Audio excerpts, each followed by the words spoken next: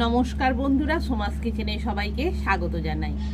আজ বানিয়েছি দুর্দান্ত স্বাদের ব্রকলি চিকেন রেসিপি। গরম ভাত, রুটি, পরোটা, ফ্রাইড রাইস, পোলাওর সাথে খেতে খুবই ভালো লাগে। তাহলে আর দেরি কেন, আপনারাও বাড়িতে বানিয়ে ফেলুন দুর্দান্ত স্বাদের ব্রকলি চিকেন রেসিপি।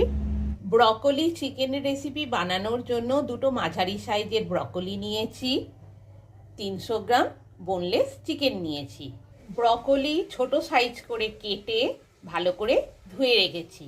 300 গ্রাম বোনলেস চিকেন ঈষদুষ্ণ গরম জলে ভালো করে ধুয়ে রেখেছি। ওভেন অন করে দিলাম, কড়াই বসিয়ে দিলাম, রাইস অয়েল 3 চামচের মতো দিয়ে দিলাম, ভালোভাবে গরম করে নিলাম।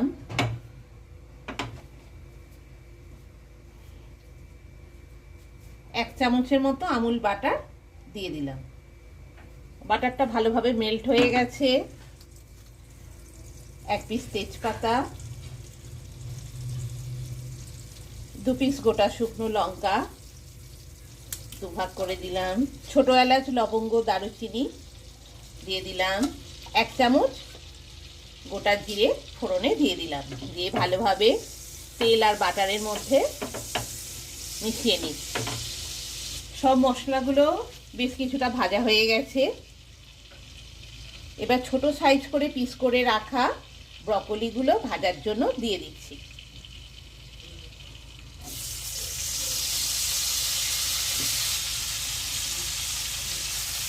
ব্রকলিটা একটু ভালো করে ভেজে নিচ্ছি। ব্রকলিটা বেশ কিছুটা ভাজা হয়ে গেছে, নরম মতো হয়ে গেছে, পরিমাণে কম হয়ে গেছে। মিনিট 5-7 ভালো করে ব্রকলিগুলো ভেজে নিচ্ছি। ব্রকলিটা পরিমাণে বেশ কিছুটা কম হয়ে গেছে। বোনলেস চিকেন দিয়ে দিলাম।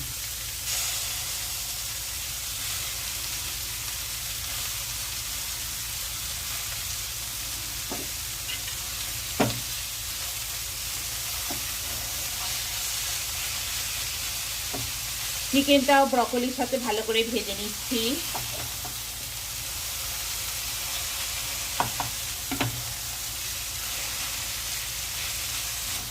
ব্রকলি আর চিকেন একসাথে ভালো করে ভেজে নিচ্ছি। চিকেন আর ব্রকলি বেশ কিছুটা ভাজা হয়ে গেছে।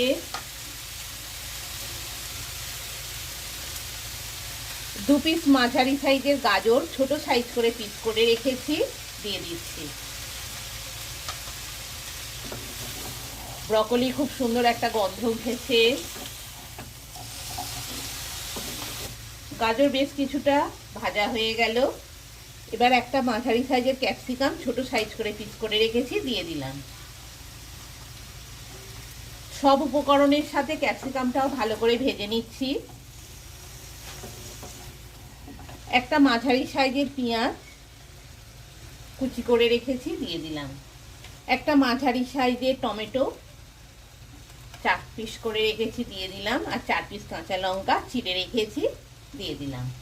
সব উপকরণ দেওয়া হয়ে গেল। এবার শুধু ভালো করে ভেজে নেব। সব উপকরণ ভালো করে ভাজা হয়ে গেছে। এবার কড়াই থেকে নামিয়ে নিচ্ছি।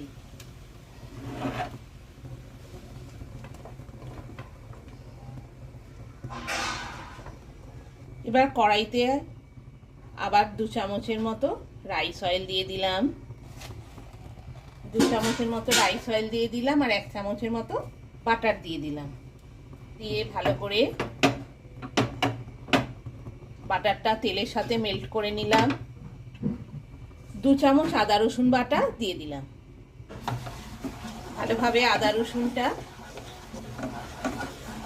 মিশিয়ে নিচ্ছি তেল আর বাটারের মধ্যে।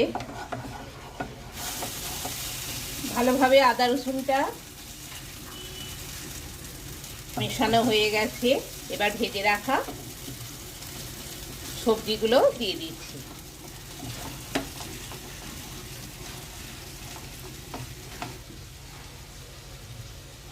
নুন 1 চামচ, ধনে গুঁড়ো 1 চামচ, জিরে গুঁড়ো 1 চামচ আর মরিচ গুঁড়ো 1 চামচ দিয়ে দিলাম। কোনো প্রকার জল ইউজ করব না, ধিমে আছে রান্না হবে। দারুণ খেতে হয় রেসিপিটা, আপনারা বাড়িতে বানিয়ে খেতে পারেন। এবার সব মশলাগুলো পুরো সবজিটার মধ্যে ভালোভাবে নাড়াচাড়া করে নিচ্ছি। তেল, নুন আর নানা রকম মশলার সঙ্গে সবজিগুলো ভালোভাবে নাড়াচাড়া করার জন্য অনেকটা নরম হয়ে গেছে, পরিমাণেও কম হয়ে গেছে।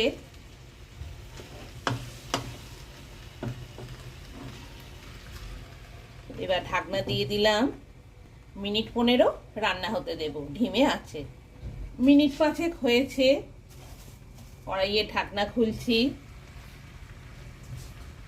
ধিমে আছে। অনেকটাই সবজিগুলো নরম হয়ে রান্না হচ্ছে। মাঝে মাঝে সবজিগুলো নাড়াচাড়া করে দিতে হবে, নাহলে নিচের দিকে বসে যাবে। যেহেতু একটুও জল নেই, তাই সবজিগুলো বারে বারে নাড়তে হবে, নাহলে নিচের দিকে বসে যাবে, ধরে যাবে নিচের দিকে। ব্রকলিতে জল না দিলে খেতে খুবই ভালো লাগে, তাই রান্না করার সময় জলটা অ্যাভয়েড করাই ভালো। আবার কড়াইতে ঢাকনা দিয়ে আরো মিনিট 10 রান্না হতে দেব। মিনিট 10 হয়ে গেছে, কড়াইয়ের ঢাকনা খুলছি, সবজি ভালোভাবে রান্না হচ্ছে। শুধু মাঝে মাঝে, যেহেতু একদম জল দেওয়া নেই, মাঝে মাঝে একটু নাড়াচাড়া করে নিতে হবে। সবজি থেকে কিন্তু প্রচুর জল বেরোচ্ছে, ব্রকলি থেকে, চিকেন থেকে ভালো জল বেরোচ্ছে।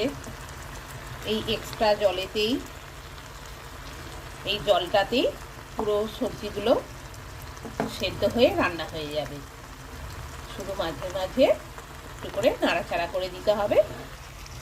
মিনিট 10 হয়েছে, আরও মিনিট 5 রান্না হবে। আবার কড়াইতে ঢাকনা দিয়ে দিচ্ছি। মিনিট 10 হয়ে গেছে, কড়াইয়ে ঢাকনা খুললাম। সব সবজি ভালোভাবে সেদ্ধ হয়ে নরম হয়ে গেছে।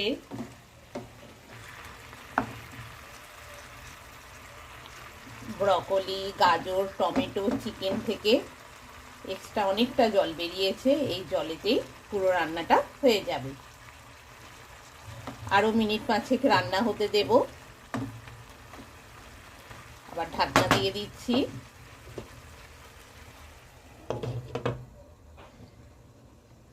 মিনিট 15 হয়ে গেছে, কড়াইয়ে ঢাকনা খুলছি। ব্রকলি চিকেন কারি রেডি, গরম গরম পরিবেশনের জন্য। সবজির মধ্যে যে এক্সট্রা জল ছিল, পুরো সবজিটা সেদ্ধ হয়ে একদম শুকনো হয়ে গেছে, আর কোনো রকম এক্সট্রা জলও নেই সবজিতে। এবার ওভেন অফ করে দিলাম। এবার কড়াইতে ঢাকনা খুললাম। ভেজ মিয়োনিজ 1 চামচের মতো দিয়ে দিচ্ছি।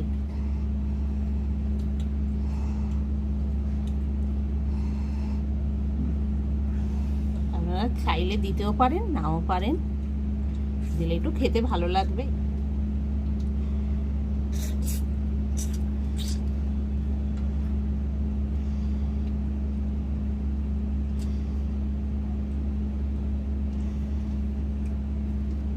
ডিজাইন করে দিলাম মিয়োনিজ দিয়ে। মিয়োনিজ দেওয়ার পর পেরি পেরি মশলা দিয়ে দিচ্ছি এক্সট্রা টেস্টের জন্য।